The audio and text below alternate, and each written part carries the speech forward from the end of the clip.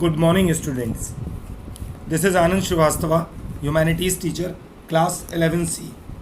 Students, this is our second lecture of book Fundamentals of Physical Geography, Chapter 5, Minerals and Rocks.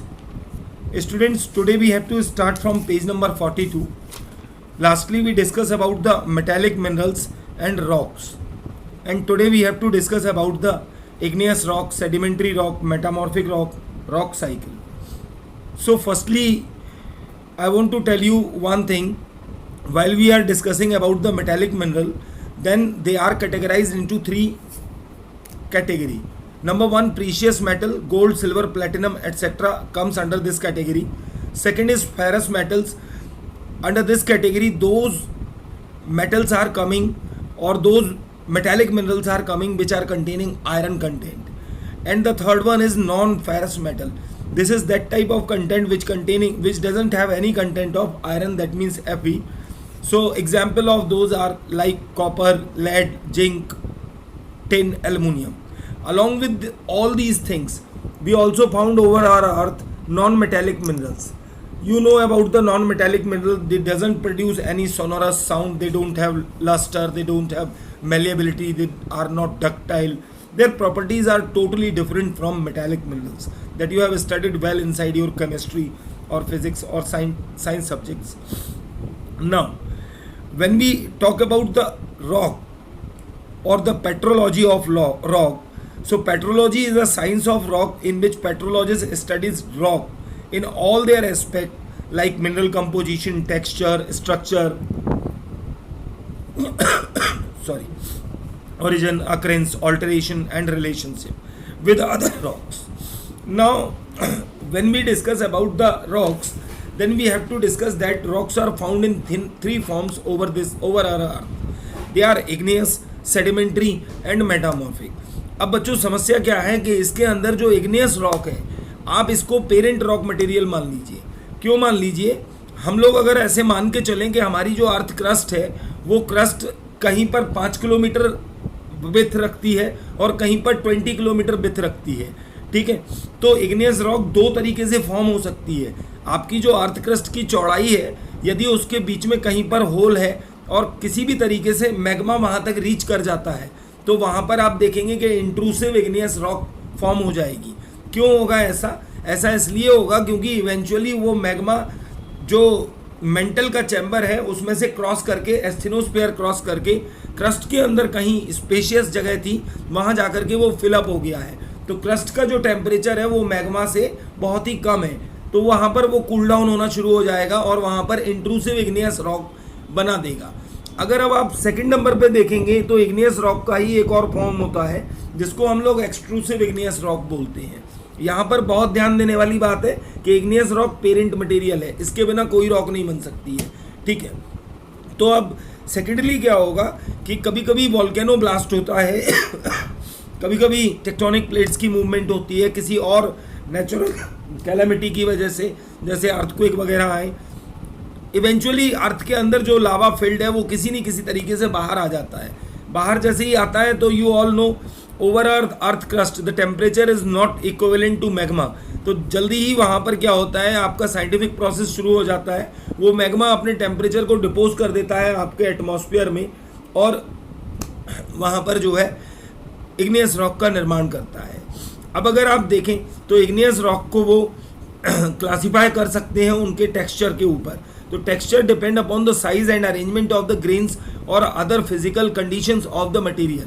If molten material is cooled slowly at greater depth, mineral grains may be very large. Sudden cooling at the surface results in smooth grains. Intermediate condition of cooling would result in intermediate size of grains making of igneous rock.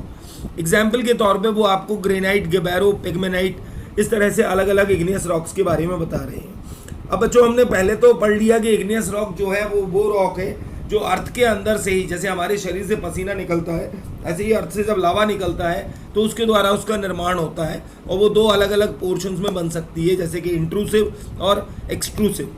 अब जो second rock है that is known as sedimentary rock.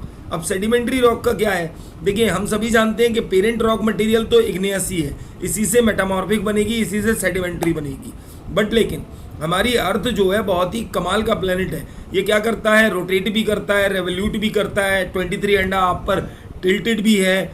That means सारे, जैसे एक human being act करता है ना, तो वैसे ही हमारी अर्थ भी एक्ट करती रहती है। तो इस सब की वजह से क्या होता है, एटमॉस्फेयर और हमारी अर्थ की आउटर क्रस्ट के बीच में एक ज़बरदस्त फ्रिक्शन होता है। ठीक है, जो ये फ्रिक्शन होता है इसकी वजह से एक ग्रेडेशन का प्रोसेस होता है, जिस ग्रेडेशन में जो अर्थ के ऊपर कई सारे स्टोन्स होते हैं, उनमें से छोटे छोटे कण टूट करके लेयरिंग के फॉर्म में यहाँ वहाँ सेटल डाउन होने लगते हैं। After long period of time उन सेटल डाउन कंटेंट के बीच में लिथिफिकेशन का प्रोसेस शुरू होता है।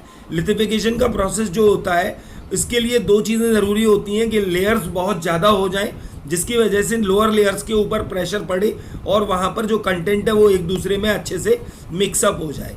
हम ऐसे कह सकते हैं कि लिथिफिकेशन के बाद जो कंटेंट है उसके प्रॉपर्टीज़ जो हैं वो डिज़ोल्व हो जाएंगी उसके अंदर। तो इस तरह से आप देख सकते हैं कि सेडिमेंट्री रॉक्स हमारे यहाँ बनती हैं। Now we talk about the metamorphic rock. ये जो रॉक है ये रिक्रिस्टलाइजेशन के प्रोसेस पर बनती है। किस पर बनती है, सॉरी, इसको हम लोग पीवीटी सॉरी इसको हम लोग पीवीटी प्रोसेस भी बोल सकते हैं। दैट मीन्स प्रेशर, वॉल्यूम और टेम्परेचर।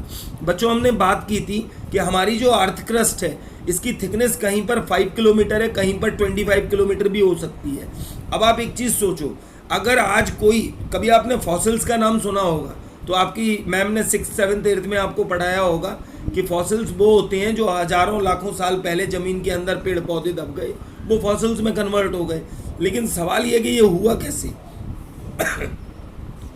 अगर आप इस चीज़ को समझना चाहते हैं तो मेटामॉर्फिक रॉक किस तरह काम करती है, उसके लिए आप एक तरह से अपनी रॉक साइकिल को आप पहले देख सकते हैं। रॉक साइकिल आपको ये बताती है कि अगर अपर लेयर में, हमारे अर्थ क्रस्ट की अपर लेयर में एक सेडिमेंट्री लेयर क्रिएट हो रही है डेली, तो बिलो इसी अर्थ क्रस्ट के नीचे जहाँ ये मेंटल से टच हो रही है, वहाँ पर एस्थेनोस्फीयर के पास लगभग उतने ही थिकनेस की एक लेयर डिसॉल्व होके मॉल्टन मैग्मा में मिक्स हो रही है। इस तरह से हम कह सकते हैं कि अर्थ क्रस्ट की जो थिकनेस है वो कंटिन्यूसली मेंटेन रहती है। अब लेकिन इसमें बच्चों समझने वाली बात यह है कि आज से अगर 10 मिलियन ईयर्स अगो पहले कोई पत्थर, वो भले ही सेडिमेंट्री हो और भले ही इग्नियस हो, वो अगर ज़मीन में दब गया तो आफ्टर 10 मिलियन ईयर्स उसकी जो अपरेंट पोजीशन है वो काफ़ी नीचे पहुंच जाएगी। तो अब क्या होगा कि उसके ऊपर प्रेशर जो होगा अर्थ क्रस्ट का वो बढ़ जाएगा, और ये बढ़े हुए प्रेशर की वजह से उसके अंदर जो इंटरमोलिकुलर स्पेस होगा वो पूरी तरह से ख़त्म होना शुरू हो जाएगा और वहाँ पर रिक्रिस्टलाइजेशन उस रॉक के अंदर होने लगेगा। तो वेदर इट इज़ सेडिमेंट्री और वेदर इट इज़ इग्नियस, उस रॉक को एक्चुअल एक प्रेशर से गुजरना पड़ रहा है जो कि अर्थ क्रस्ट उसके ऊपर लगा रही है, और चूंकि उसकी पोजीशन अर्थ क्रस्ट में एकदम डाउनवर्ड पहुंच गई है तो उसे फिर अब हीट भी अच्छी मिल रही है, तो उसमें बेकिंग का प्रोसेस हो जा रहा है, तो वो रॉक थोड़ी स्ट्रॉन्ग पोजीशन में और मेटामॉर्फिक रॉक के फॉर्म में आपके सामने बन के आती है। अब बच्चों लास्ट में जो रॉक साइकिल का प्रोसेस दिया उसको एक्चुअली अगर पूरे चैप्टर के आप समरी को देखें तो आपको ऑलरेडी समझ में आ चुका है कि मैग्मा बाहर निकलता है, वही पेरेंट मटेरियल है, वही जो है सेडिमेंट्स में टूटता है, वही सेडिमेंट्री रॉक बनाता है। मेटामॉर्फिक रॉक जो है वो सेडिमेंट्री और आपकी इग्नियस दोनों से ही बन सकती है, बस उसके ऊपर प्रेशर और हीट का जो टेम्परेचर का गेम है वो आपको समझ में आ जाना चाहिए कि वो काफ़ी नीचे दब जाए तो बस वो बन जाएगी। इस तरह से बच्चों हमारा ये चैप्टर क्लोज होता है। Have a nice day, thank you. In the next lecture we will discuss another chapter.